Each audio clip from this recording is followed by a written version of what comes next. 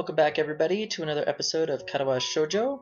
And looks like we are just said goodbye to Lily for the last time, and she's going to be spending the night at her cousin's house or somewhere else while they finish up the rest of their packing and then head off to the airport the next evening. And then she's going to be gone forever from Hiso's life. So we'll see what happens in False Cadence.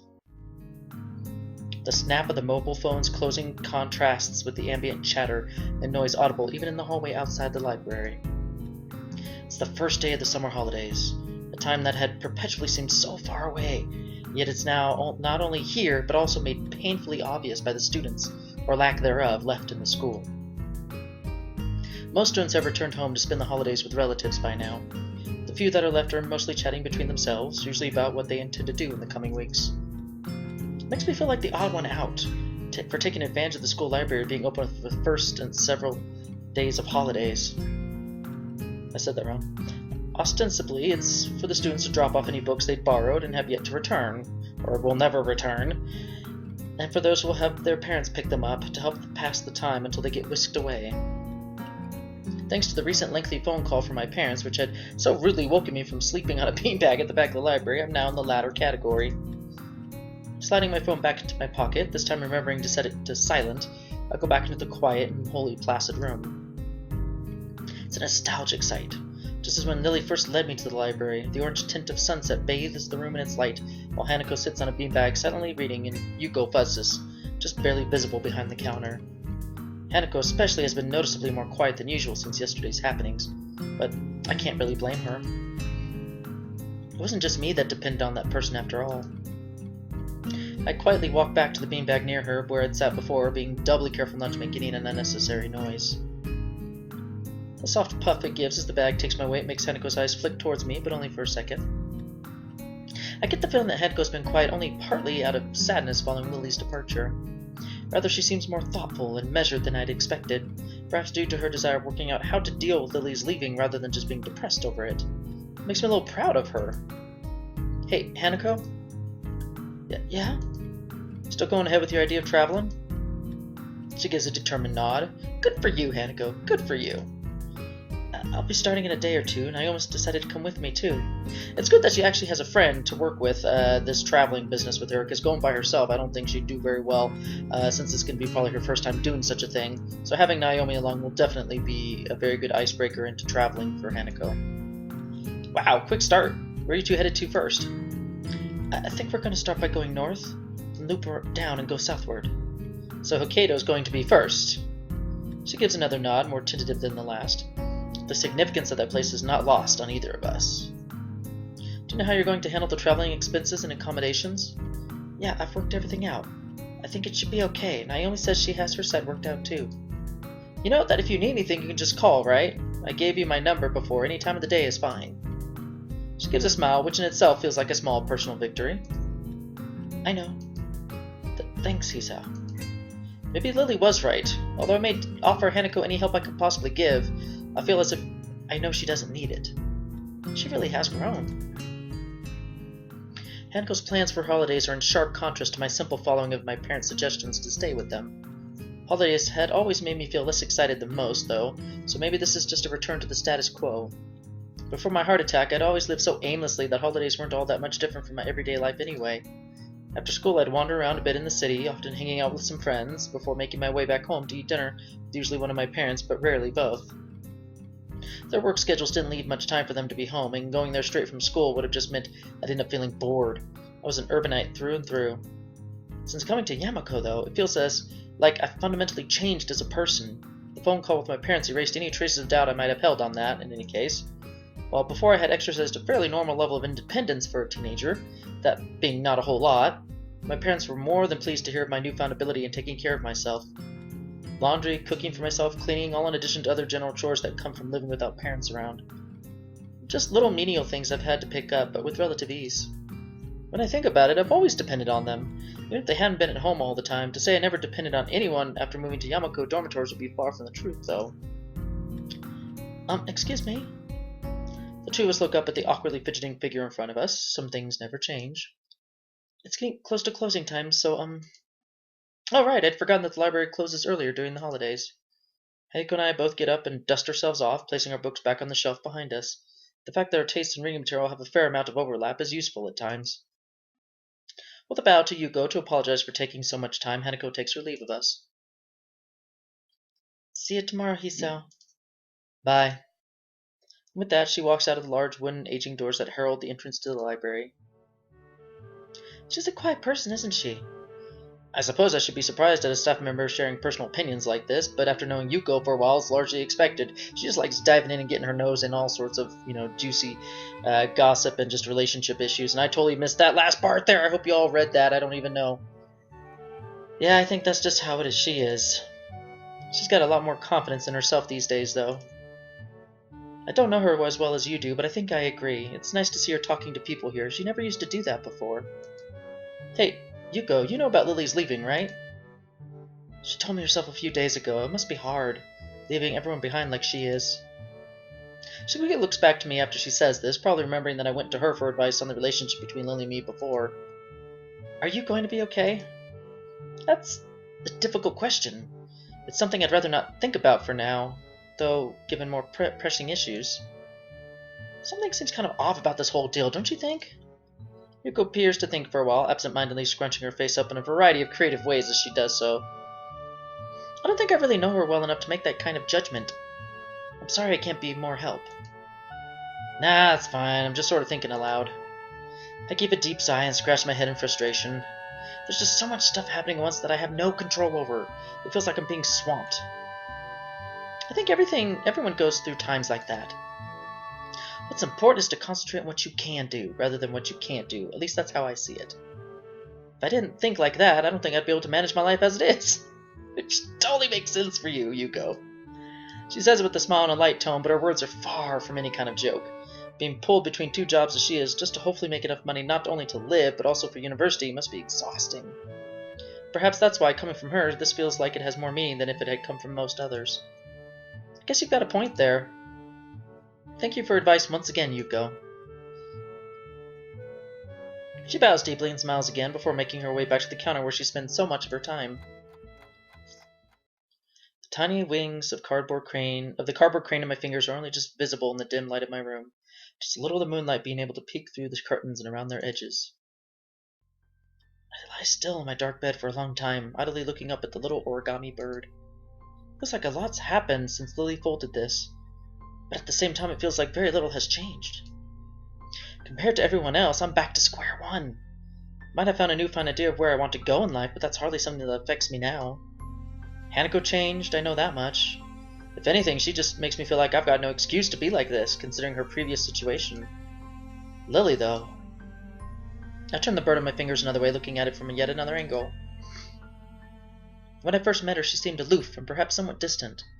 Her actions were always careful, measured, and precise, and her carefully maintained composure always gave the appearance of unerring confidence and serenity. In time she became less formal, just a bit, but enough. It felt good to see her lowering her inhibitions around me and opening up, even just a little, of her own accord.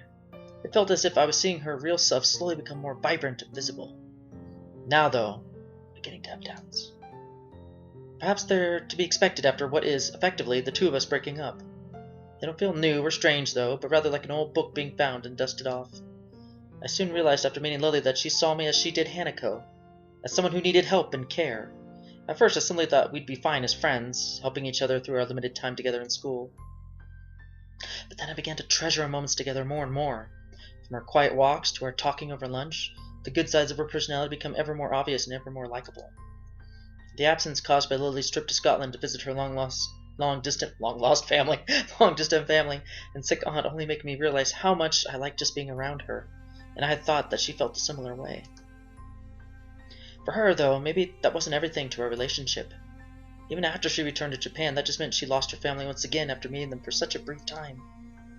She lived so much of her life without her family around, not to mention with the care working long hours, that she had little choice but to be like that.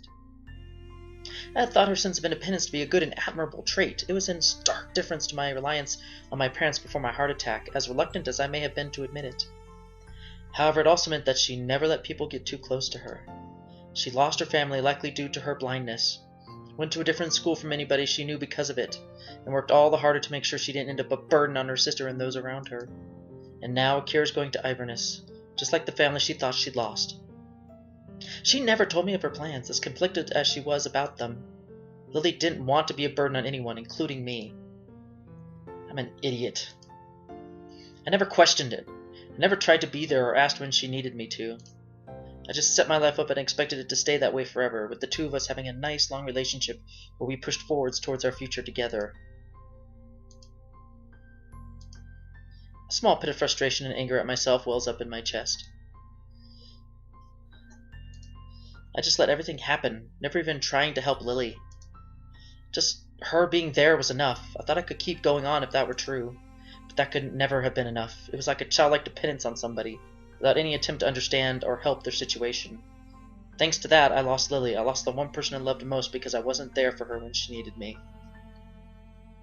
Okay, when the game puts it in this type of context, I do understand a little bit from Lily's point of view, where she liked Hisao, she wanted to be with Hisao, and she was willing to spend, her life with Hisao, but she still had this, lingering offer in the back of her mind from her parents to come join them in Iverness, and she was weighing, the two roads, the two paths ahead of her in her life.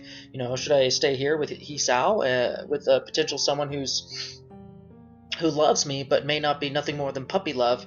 I mean, how little interest has he shown in her life, and in her the important things in her life? Or should she go with the stability of her family, where she knows she actually can have a living there and still do what she wants, which is teaching English?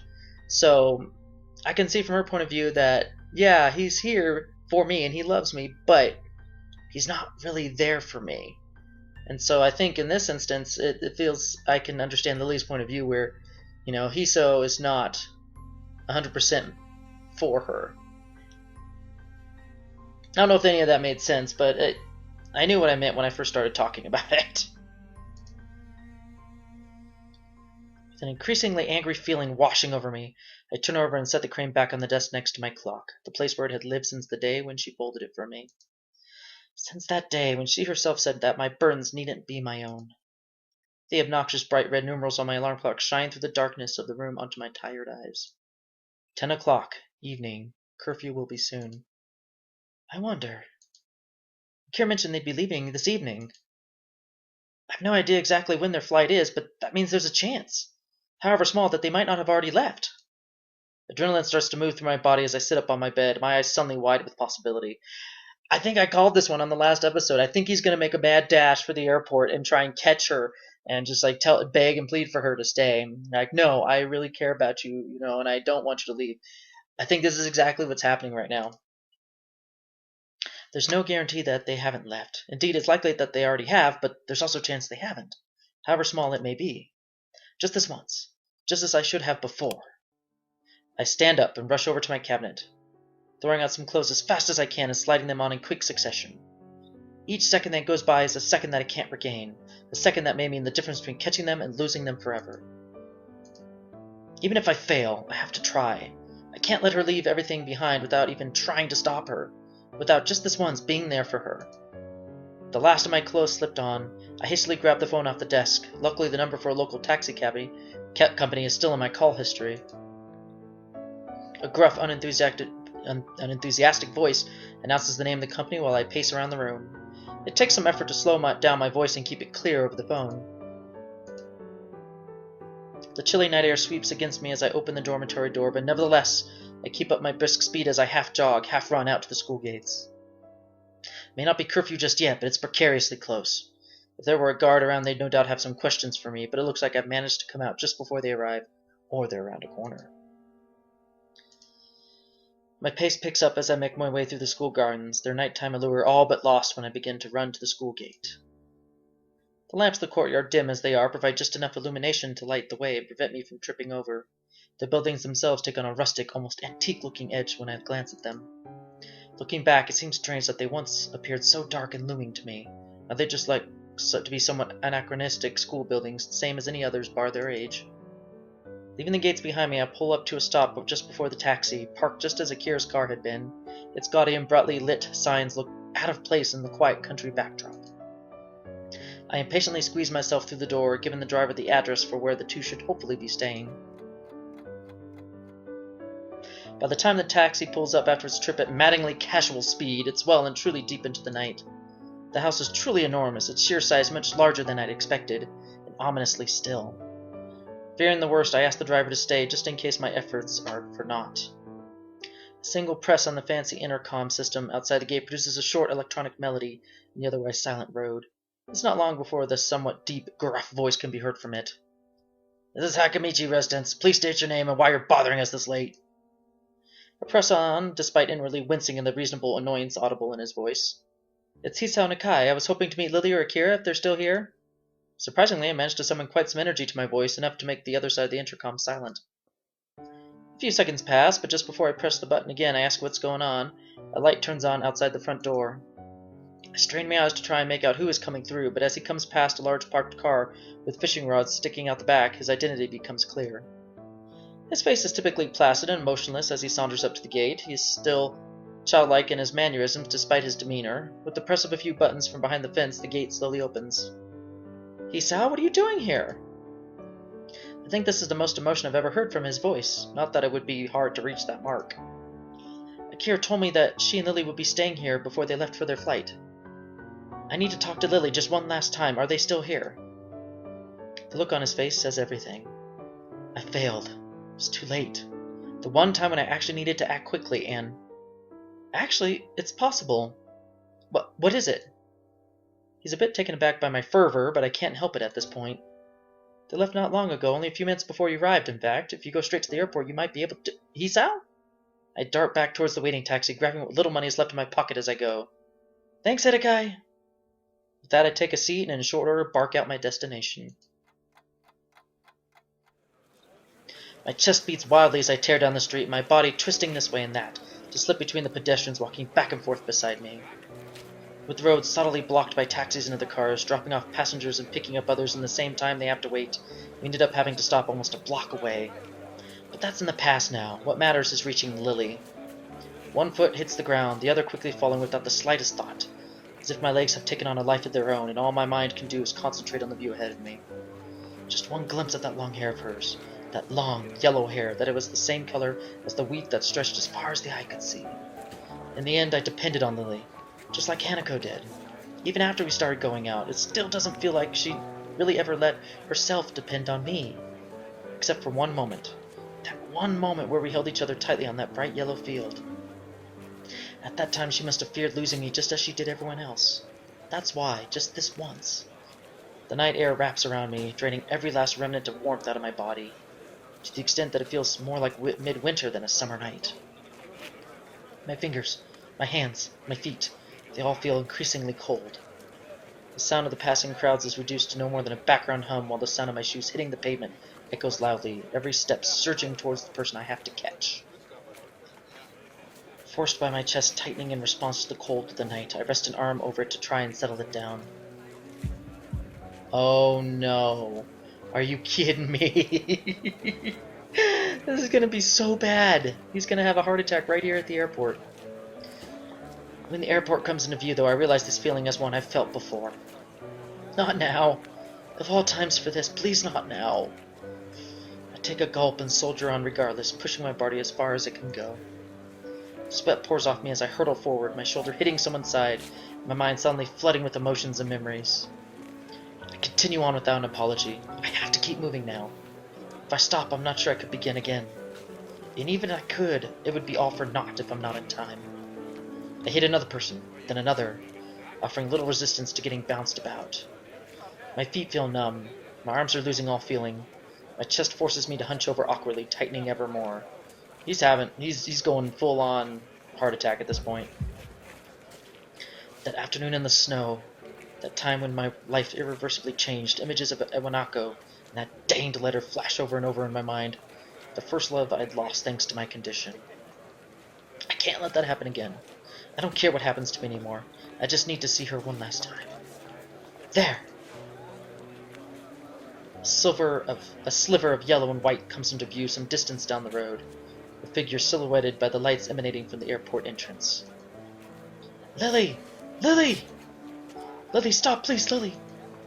Come on, Lilly, I know you're hearing far beyond no... Gah! My view suddenly spins out of control and ends up on the ground. My body haphazardly sprawled after hitting someone and stumbling over. Before I can assess the damage, an unbelievable pain ignites in my body. All my thoughts are blanked as I curl up and frantically clutch at my chest. Hey, are you okay? That was a really bad fall. This pain, I can't... Ah! Any sharp knock could do me in, any overexertion. I thought I could overcome my limits this once. Something's wrong with him! What's the matter? The voices of those gathering around me are gradually replaced by a loud ringing in my ears. By now I'm unable to move my head. My eyes turn upwards to see the mute moving of their lips. Even as I clutch my chest, I realize I can't feel my fingers anymore, nor my feet. It feels like my entire body is shutting down, starting from my extremities. He's gonna die. He said I was gonna die. With one last effort, I turn my head down the road towards the airport entrance that's casting its light over me. Lilly is there, behind the crowd. Her head is tilted, but only just slightly. I can feel my vision dimming as I try to yell out, but nothing emerges from my mouth despite my best efforts. Slowly but surely, my vision begins to black out the scene before me. So, this is how it ends. I failed. I was so close, so very close. But at that very last moment, my condition seized my chance at a new life and dragged me back. Now I'm going to die. Sprawled out just meters from an airport with a crowd of babbling people surrounding me, and with Lilly leaving for Scotland just a little distance ahead. Lee. The last word extinguishes the last of my energy. The world falls into a deep, inescapable blackness as every muscle in my body shuts down. I'm sorry, Lilly. I was too late. Whew! You're gonna hint it on that. Holy crap. That sucks. Okay.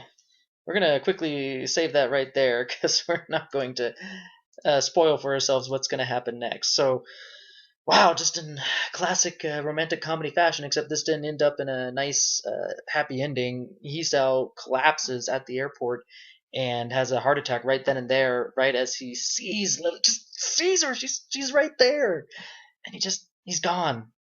His heart attack, his condition just takes over, and he's not able to just. That's painful. That's painful. Just even think about. I mean, even if he does live after this, that will haunt him for the rest of his life. Wow. So we're gonna see how this ends because it's coming to the end of this game. So we're gonna see how this fully ends and see the culmination of Lily's route here in Katawa Shoujo. So hopefully we'll see you in the final episode next time. See y'all later.